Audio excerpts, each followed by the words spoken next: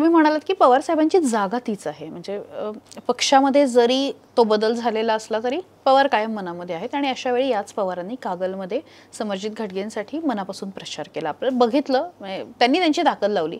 अर्थात तुमचा अनुभव होता आणि जनतेशी तेवढा टच होता. त्यावेळी काय वाटलं?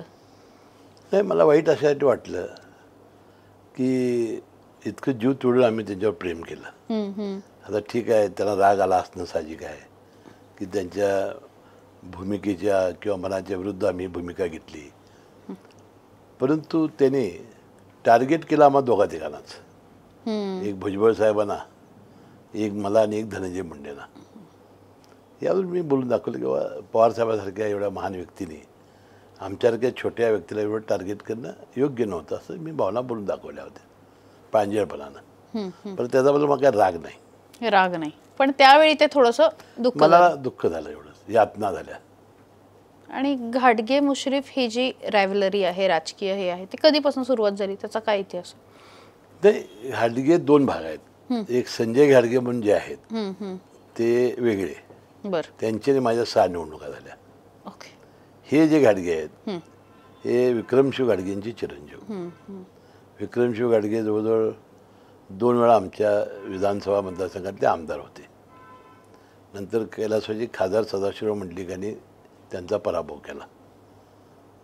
त्यानंतर ते खासदार झाल्यानंतर मी यात निवडणुकीत आलो.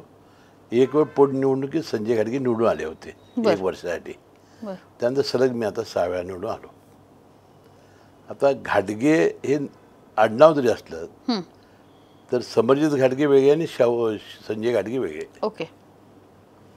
पण मग समरजित घाटगेंचा काय म्हणजे अनुभव आहे, तुम्हाला काय वाटतं त्यांच्याकडे बघून? त्याचं राजकीय भवितव्य उज्ज्वल आहे, कारण ऐन निवडणुकीच्या वेळी त्यांनी ती मूव्ह घेऊन पवारांच्या पक्षामध्ये उडी घेतली. निवडणुकीमध्ये शेवटी लढवायची हा त्यांनी निर्णय पक्का केला होता. त्यामुळं कुठल्या पक्षातलं लढवायचं, आणि शेवटी मी युतीत गेल्यानंतर त्यांना लढवणं साहजिकच होतं.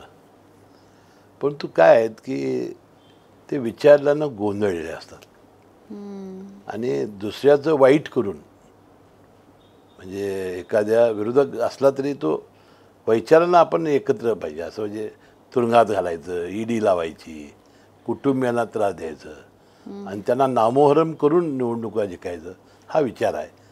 त्यामुळे अशा वेळेला परमेश्वर न्याय देत नाही. नियत आणि दानत जर चांगली नसेल तर माणूस कधी यशस्वी होत नाही. त्याचं एक ते उत्तम उदाहरण आहे.